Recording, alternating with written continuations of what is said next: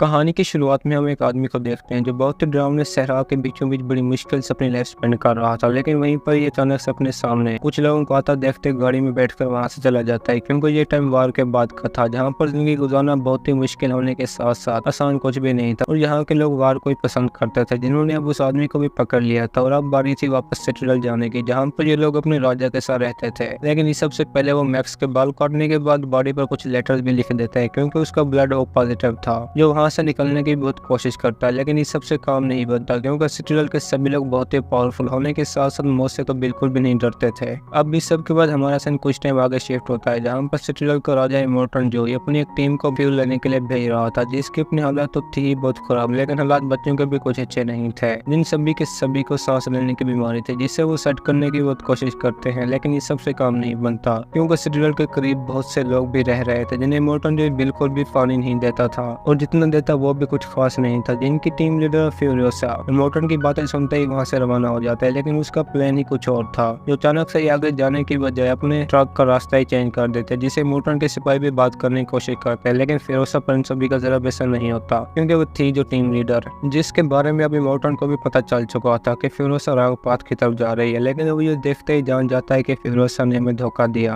क्योंकि वो इमोर्टन की सभी बीवी को भी अपने साथ ले जा चुके थे। जो देखे वो खुद भी गुस्से में आकर अपनी पूरी आर्मी को फ्यूरियोसा के पीछे लगा देता है, क्योंकि इमोर्टन के लिए बीवियां सब कुछ थी, जिनमें से अब हम वहीं पर इमोर्टन के एक बेटे को भी देखते हैं, जो अपने बाप की नजरों में इज्जत कमाना चाहता था, जिसकी वजह से मैक्स को अपने साथ लेते ही गाड़ी में बैठकर उनके पीछे लग जाता है, क्योंकि मैक्स की मदद से उसका ब्लड साफ हो रहा था। और ऊपर से इन लोगों का जंग का अंदाज भी बहुत वंडरफुल था, जो इसे खुद ही बड़े मजे के साथ अटेंड कर रहे थे, क्योंकि इस जगह पर वार के सिवा कुछ भी नहीं होता था। जो सभी अब एक साथ इमोर्टन के साथ आगे बढ़ते जा रहे थे, जिनके बारे में अब फ्यूरियोसा को भी पता चल चुका था कि इमोर्टन की पूरी आर्मी इनके पीछे लग चुकी है, लेकिन उस पर फिर भी किसी चीज का असर नहीं होता। जिनके पीछे पीछे वहीं पर कुछ और लोग भी पहुंच चुके थे, ताकि फ्यूरियोसा के पास मौजूद सारा फ्यूल ले सके, लेकिन ऐसा कर पाना उनकी भूल थी। जिनके ट्रक के करीब पहुंचते ही अब उनकी आपस में फाइट भी शुरू हो जाती है, जिस काम को करने में इमोर्टन के सिपाही भी इसकी मदद करते हैं। और ये लड़ाई भी बहुत मजेदार होने वाली थी, क्योंकि अब फ्यूरियोसा के पीछे इमोर्टन और ये लोग भी लग चुके थे, और ऊपर से अब नक्स भी इन्हीं के करीब पहुंच चुका था, जो हर हाल में फ्यूरियोसा को अपने साथ ले जाना चाहता था। लेकिन लड़ाई तो बहुत ही शानदार होने वाली थी, और ऊपर से फ्यूरियोसा को पकड़ पाना भी सबके बस में नहीं था, जिस पर दूसरी टीम भी बड़ी तेजी के साथ हमला करते जा रहे थे। जिन सभी की तरफ अब एक जोरदार तूफान भी बढ़ रहा था, जिससे बच पाना तो बहुत ही मुश्किल था। लेकिन फ्यूरियोसा फिर भी अपने ट्रक को अंदर ले जाती है, जिसका पीछा करते हुए नक्स भी उसी की तरफ बढ़ने लगता है, और वो इस सब से बचने के लिए मैक्स को भी आजाद कर देते हैं, जिनकी अब वहीं पर लड़ाई भी होती है, क्योंकि ये तूफान बहुत ही खतरनाक था, जिसके अंदर कुछ लोगों की जान जाने के बाद आखिरकार थाम ही जाता है। जिसके बाद हम दोबारा से मैक्स को सैंड के अंदर धंसा हुआ देखते हैं, लेकिन वो फिर भी पूरी तरह से आजाद नहीं था, क्योंकि मैक्स का हाथ उसके हाथ के साथ बंधा हुआ था, जिससे अब वो अपने साथ लेते ही आगे बढ़ने लगता है, क्योंकि फ्यूरियोसा का ट्रक भी उसी के करीब था, जो सभी लड़कियों के साथ खुद को साफ कर रही थी,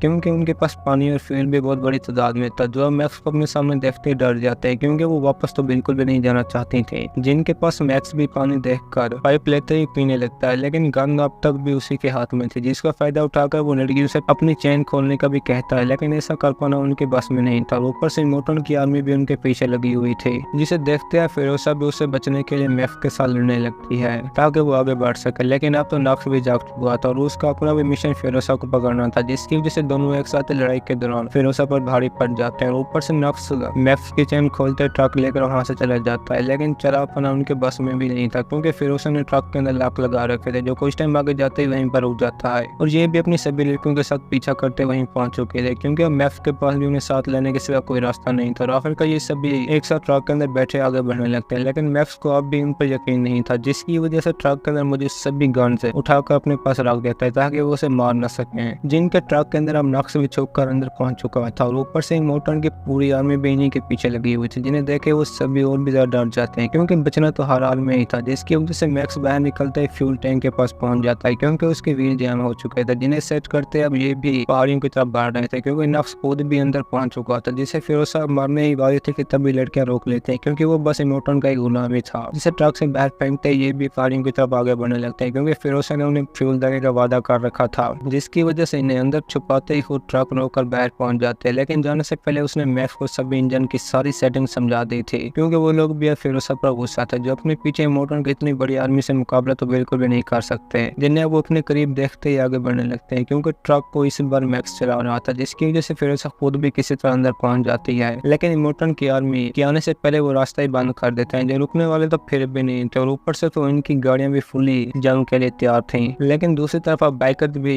फिरोसा पर हमला कर देते हैं, जो आखिर में तो ट्रक पर आग भी लगा देते हैं, लेकिन फिरोसा बड़ी चालाकी के साथ उसे खत्म करते ही आगे की तरफ बढ़ने लगती है, जिनके पीछे पीछे अभी मोटन भी पहुंच चुका था, जिसे फिरोसा की तरफ निशाना बुलाता देखते ही लड़की सामने आ जाती है, क्योंकि वो अपने बच्चे की माँ को बिल्कुल भी नहीं नुकसान पहुंचाना चाहता था, जिसकी वजह से करीब जाते ही नफ्स को उन्हीं की तरफ फेंक देता ताकि वो फिरोसा को मारकर बदला ले सके, जिनका अब उसे खिलाफ फेंकने से स्टीयरिंग भी टूट चुका था, और ऊपर से तो एक लड़की भी नीचे गिर चुकी थी, जो ऐसा चाहते तो बिल्कुल भी नहीं थे, लेकिन आगे भी बढ़ना था, जिसके बाद मोटन को और भी गुस्सा आ जाता है, क्योंकि लड़के की जान जाने के साथ साथ बच्चा भी मर चुका था, जिसका कहते वो अपनी पूरी आर्मी के अंदर उसका ऐलान कर देता है, क्योंकि इस बार मोटन का बेबी भी फुल्ली नॉर्मल था, जिसके बारे में मैक्स और फिरोसा बिल्कुल भी नहीं जानते थे, जो बस आगे ही बढ़ते जा रहे थे, क्योंकि फिरोसा इन्हें ग्रीनलैंड की तरफ ले जा रही थी, जहाँ पर वो पैदा हुई, क्योंकि अब नक्श भी इन्हीं का साथी बन चुका था, जिससे एहसास हो गया था कि फिरोसा एक सच्ची वुमन है, जो अब आगे बढ़ते ही एक दलदल के अंदर पहुंच जाते हैं, और बाई चांस उनका ट्रक भी उसी के अंदर धंस जाता है, जिसे निकालने के लिए ये कोशिश भी बहुत करते हैं, लेकिन काम नहीं बनता, क्योंकि वो जगह बहुत ही गिली थी, जिसके अंदर खुद मोटन की आर्मी भी धसी हुई थी। तो वहीं दूसरी तरफ फिरोसा भी बहुत मुश्किल में थी,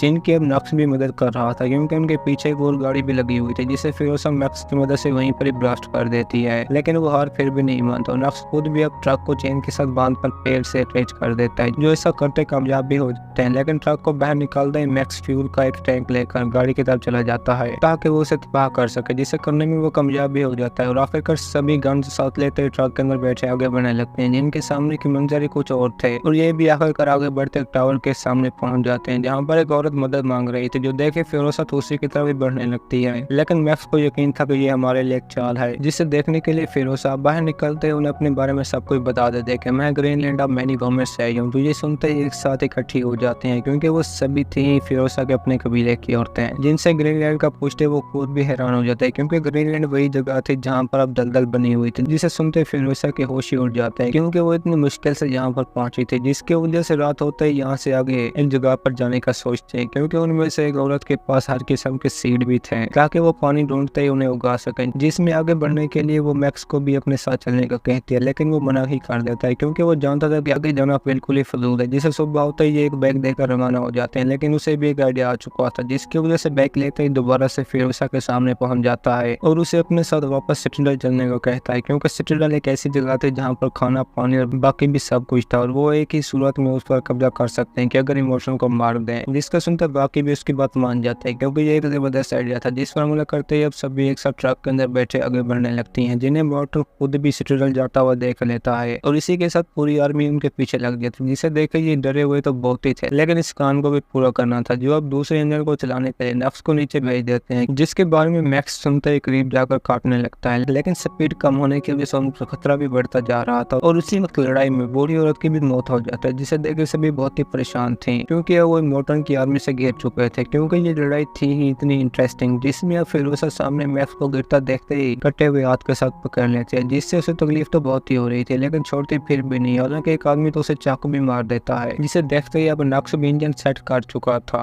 और वो मैक्स को बचाने के लिए उसे दूसरे ट्रक के ऊपर फेंक देता है, क्योंकि ट्रक की स्पीड बढ़ने के साथ साथ फिरोसा की अपनी हालत भी बहुत खराब होती जा रही थी, ऊपर से मैक्स ने खुद भी मोटन के ट्रक पर कब्जा कर लिया था, लेकिन फिरोसा की खराब हालत को देखकर उसे बाहर निकलना ही पड़ता है, लेकिन उसे वहीं पर एक और आदमी पकड़ते म्यूजिक वाले के पास ले जाता है, जिसे मैक्स किसी तरह तबाह करते ट्रक के अंदर पहुंचकर मोटन के बेटे के साथ लड़ने लगता है, क्योंकि सभी लड़कियां अब जहाँ ही मोटन की गाड़ी के अंदर रही थी, जिसके साथ लड़ाई में अब फिरोसा अभी मोटन का चेहरा ही पूरी तरह उतार देते और आखिर में सभी एक साथ ही गाड़ी के अंदर पहुंच चुके थे, लेकिन यहाँ पर नक्श सभी की जान बचाने के लिए खुद की कुर्बानी दे देता है, जिसके बाद अब ये लोग भी आखिरकार सिटिडल की तरफ रवाना हो जाते हैं, जहाँ पर फिरोसा की हालत भी बहुत खराब थी, लेकिन रास्ते में मैक्स उसे अपना खून देकर बचा ही लेता है, और सिटिडल पहुंचने के बाद सभी लोग इमोटन को मरा हुआ देखते हुए खुश भी बहुत हो जाते हैं, और फिरोसा को ऊपर लाते ही अपना गॉड समझ लेते हैं, लेकिन मैक्स अब भी उसी के साथ नहीं चलता, जो नीचे उतरते ही अपने रास्ते पर निकल पड़ते हैं, और ये भी अंदर जाने के बाद लोगों में पानी को छोड़ देते हैं, जो मंजर बहुत खूबसूरत और देखने के लायक था। और इसी के साथ हमारी भी आज की ये कहानी खत्म होती है। दोस्तों, अगर आपको हमारी कहानी पसंद आई हो तो वीडियो को लाइक और चैनल को सब्सक्राइब जरूर कीजिए।